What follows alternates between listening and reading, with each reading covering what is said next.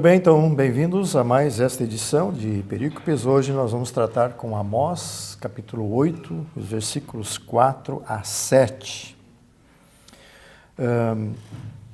Amós, como todos nós sabemos, é um profeta do 8º século, é companheiro do outro profeta, Oséias, no Reino do Norte. Ao mesmo tempo, você tem outros dois profetas no Reino do Sul, que são Miqueias e Isaías. É importante saber que Amós recebe o seu ministério profético enquanto ele está exercendo uma profissão. Então, na verdade, ele tem uma segunda carreira, uma segunda profissão como profeta. E entender esta profissão inicial de Amós talvez seja importante para entender a sua própria profecia aqui. Amós é um negociante, ele trabalha com negócios antes de ser profeta. Então ele tinha conhecimento da situação econômica, da situação política e da situação religiosa do Reino do Norte. E é uma situação que não é agradável. Ela é, na verdade, uma abominação ao Senhor, porque você tem aí um envolvimento de um mundo de negócios, envolvendo dinheiro, envolvendo empréstimo, dívidas, juros, correção monetária, ganhos de capital, riqueza, tesouro, tudo. Tudo isso faz parte do linguajar do profeta Amós e isto, de uma ou de outra forma, transparece no seu livro. Mas, com isso, há uma negligência com respeito aos preceitos mais nobres ou mais importantes da Torá. Ou seja, a questão da justiça, a questão da misericórdia, a questão da fé, são questões comprometidas aqui. Com isto vem a usura. E usura tem um mantra, né? Mais ou menos assim, quanto mais se ganha, mais é necessário. E Amós critica essa situação, e se nós olharmos para os versículos e capítulos anteriores, você vai ver que três classes são questionadas aqui, né? Em primeiro lugar, Amós condena a corte real, inclusive Jeroboão II, que é o rei.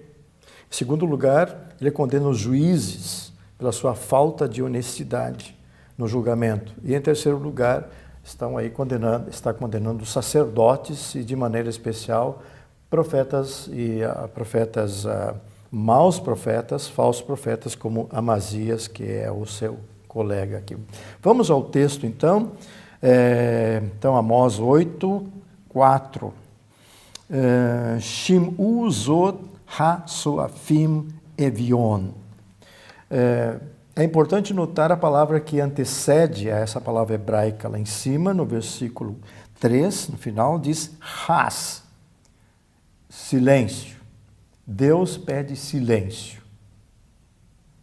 E aí começa com uma palavra shimu, ouvir. É um imperativo do verbo chamar, Deus vai falar. Imperativo do verbo chamar, então ouvir zot, ouvir isto, ha-soafim. O verbo é sa'af, né? Aqui está como particípio do kal, que significa suspirar, aguardar. No Salmo 56, esse mesmo verbo é utilizado no sentido de caçar. Caçar e também no contexto de maltratar, ferir. Então, ouvir essas coisas, os que caçam, ou os que aspiram, os que esperam, evion, o pobre, os que então caçam o pobre. Segunda parte, velasbit anivei eretz, ou anivei ares aqui, a forma pausal. Le hasvit, o verbo é shavat, que em si significa descanso, não é? Aqui está na forma do rífil, em que o re do rífil foi eliminado, então fica só a preposição, né? para, o infinitivo é um infinitivo construto aqui, não é? E para, então o verbo shavat no Rifel não significa um descanso, como aparece lá em Gênesis 2, não é? O descanso de Deus, onde vem a palavra sábado, não é esse descanso, isso é no Kal. No Rifel eu tenho um sentido muito mais agressivo, o sentido é, na verdade, de causar o fim, terminar, no sentido de eliminar, por atos desonestos, inclusive. Esse é o sentido do verbo shavat no Rifel. Então, e para exterminar, agora anivei, você pode ver ali que em cima de anivei tem uns circelos, e os circelos apontam para a margem, à direita lá, que essa não é a forma correta, a forma devia ser aniei, com 2 iods. É que o vaf você não vai encontrar, né?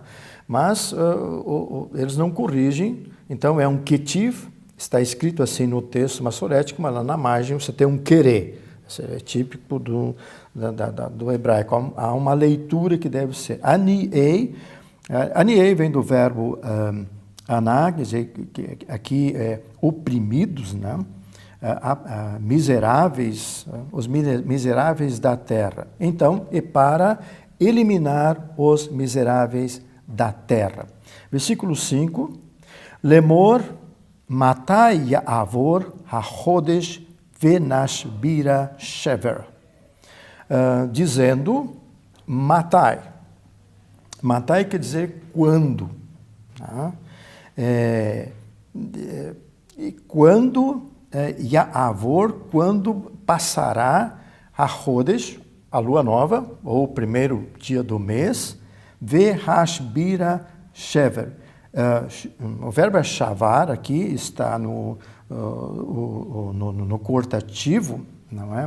No cortativo do Rifel, e significa assim,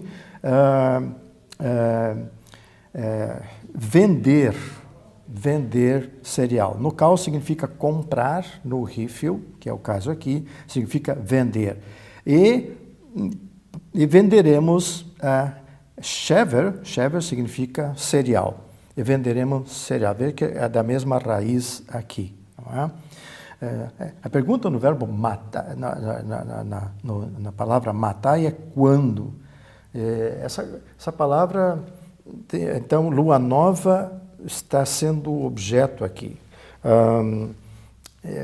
Lua nova, na verdade, a festa da lua nova, ela aparece lá no livro de Números, no capítulo 28, e ela está dentro de um contexto, ela não é tão importante como a festa dos tabernáculos, a festa da Páscoa, a festa da colheita, né? Mas está lá, é a festa da lua nova, e tem um ritual. Quer dizer, Deus prevê lá no versículo 11 em diante, né? 2 novilhos, 1 cordeiro, 1 carneiro, 7 ovelhas, e vem farinha, e vem azeite, vinho inclusive, um bode também é sacrificado. Quer dizer, há um ritual para a lua nova, mas não existe um ritual assim no sentido que você deva parar de trabalhar. Não diz o texto. Então, o que nós temos aqui, quando se fala em lua nova, festa da lua nova, na verdade, ela começa de uma forma e vai se desenvolvendo. A tradição vai acrescentando elementos e depois você coloca uma lei em cima de algo que não existe. Não é? Então, a lua nova é muito mais, tem a ver com costumes ligados a ela do que propriamente a orientação divina que é dada lá no capítulo de Números, não é? Não diz ali que você não pode negociar na lua nova, mas aqui existe uma proibição. Tá?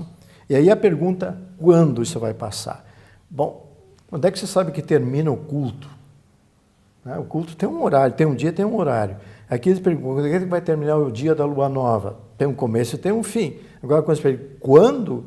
A pergunta, ela tem a ver com, parece haver assim uma espécie de negócio com os sacerdotes. Os sacerdotes podem encurtar o dia da lua nova para que a gente possa fazer outra coisa. Tá? Isso aí, implícito esse tipo de comportamento. Mas vamos adiante. Afinal, Vehashaft, Venithala, de novo, perdão, Veniftehabar, tá? Vehashaft, e então, e o sábado, o Shabat, e o sábado, e aqui tem um kal do verbo patar, que significa abrir, tá? E o sábado, e então abriremos bar. Bar é celeiro, não é abrir o bar, mas abrir o celeiro, diz aqui. Então aqui o sábado. O sábado e a lua nova estão sendo objetos de preocupação. Tá? Na segunda linha do versículo 5, Lehaktin et eifa u lehagdil shekel. Primeira forma, lehaktin, vem do verbo katon, que é um rifle, tá? Rifle quer dizer fazer pequeno. Tá?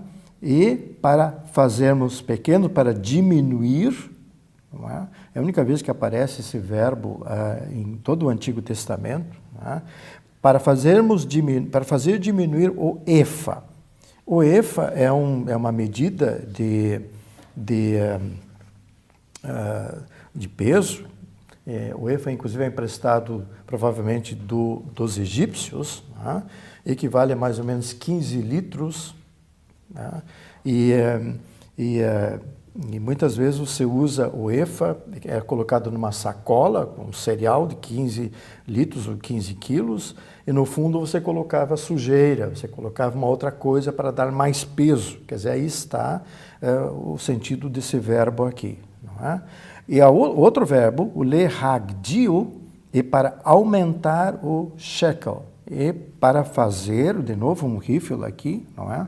E para fazer ou para aumentar o peso. Shekel é peso. Shekel na verdade, é uma medida de precisão.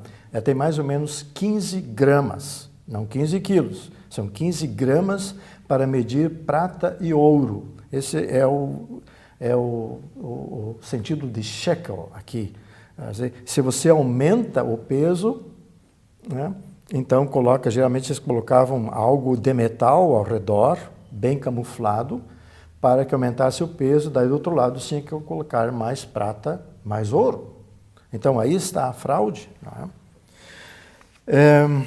Então, na sequência, né, final segunda linha do 5, o leavet moznei mirma. Avet, de novo, infinito, aqui está um pio, tá? Um pio, e para, vem do verbo avá, que significa perverter. E para perverter, moznei, raro no hebraico, aparece normalmente no plural, osnaim, veja a terminação é dual aqui, osnaim.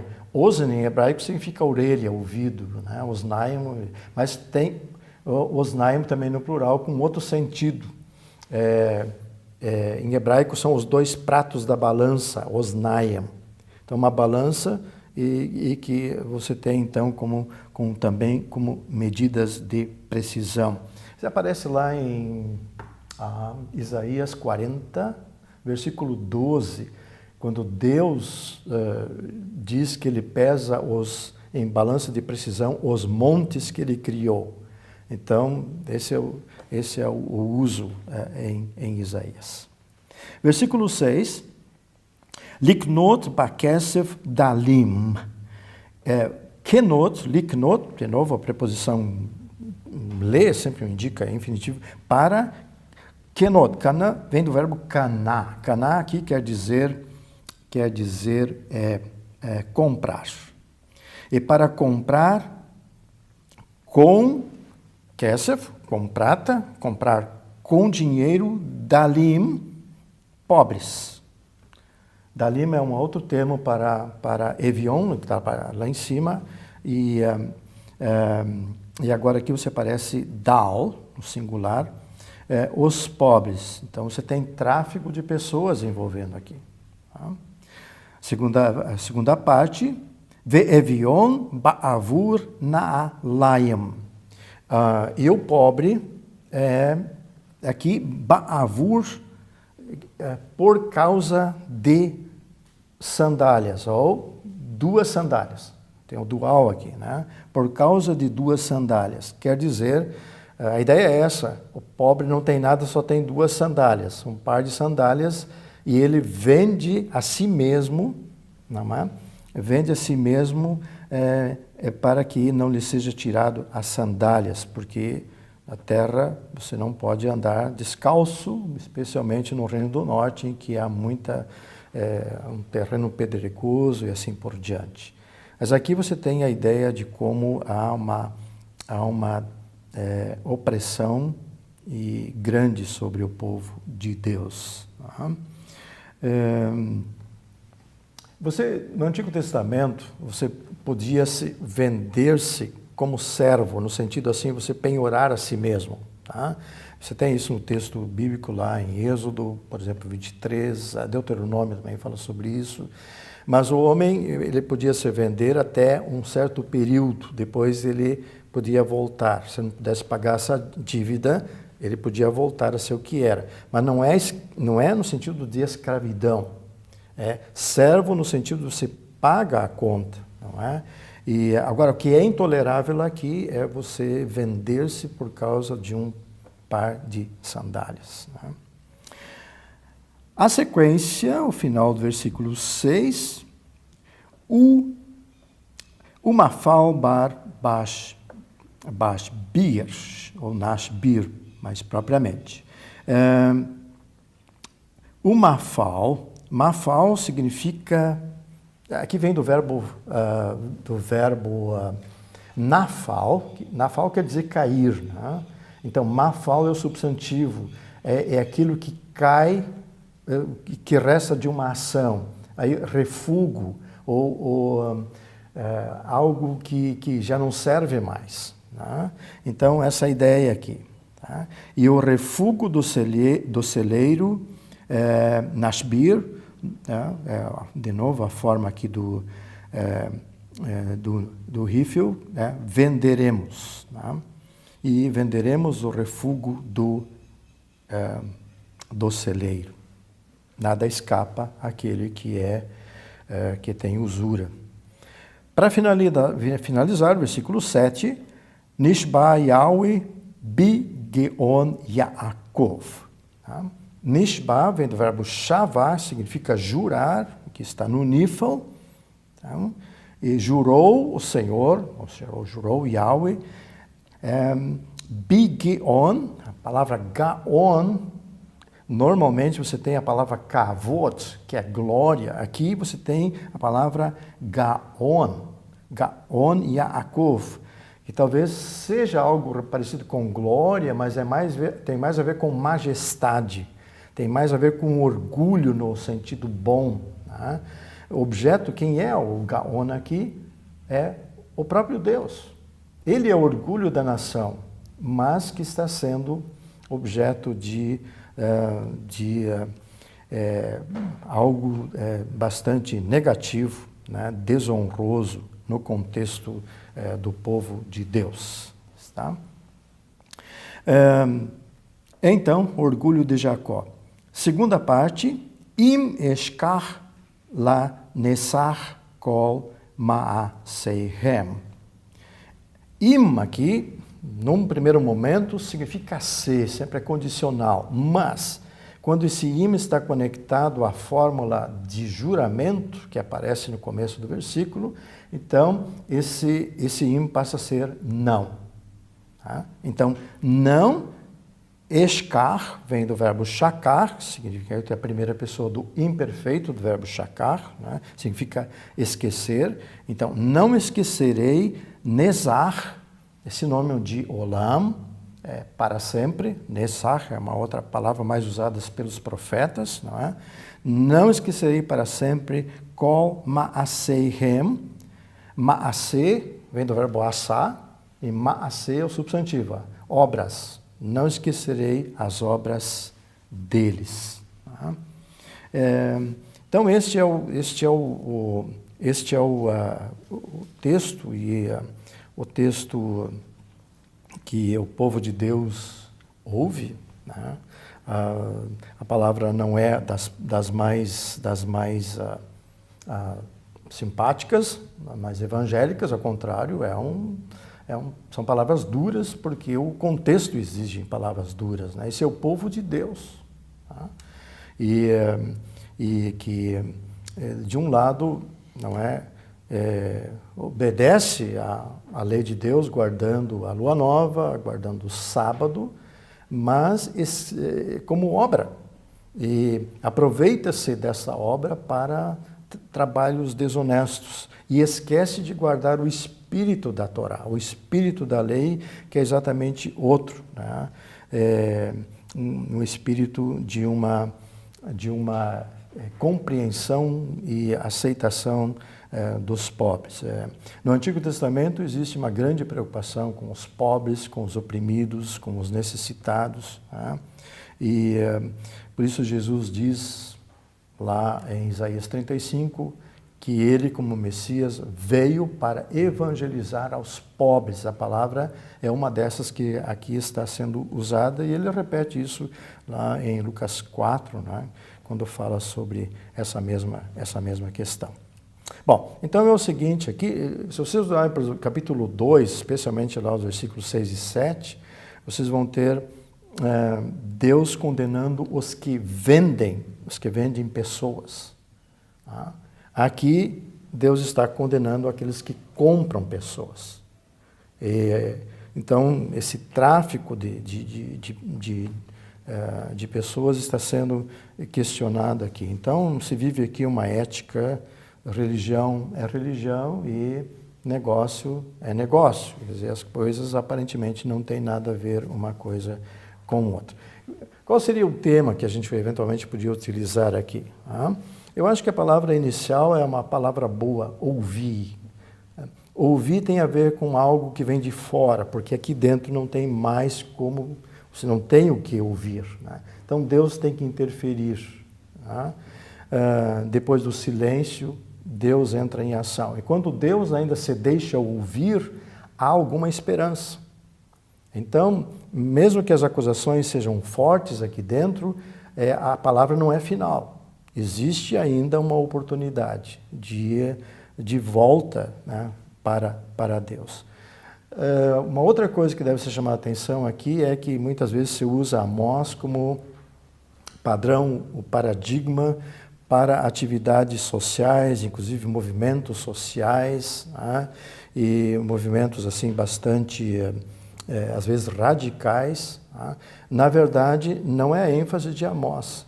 Ele não está defendendo grupos, ele não está defendendo alguma entidade, organizações, mas ele está defendendo a causa do Senhor.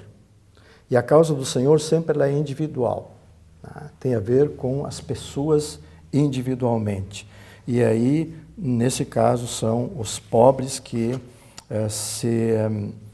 são objeto da fraude, né, do povo.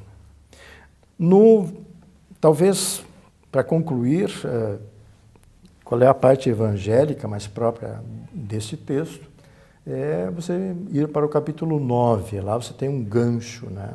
Capítulo 9, versículos 11 a 15, onde tem uma mensagem da presença divina, mensagem de esperança, mensagem de bênção, mensagem de restauração, e presença de Deus lá, né? Especialmente em que Deus promete que vai mudar a sorte do seu povo.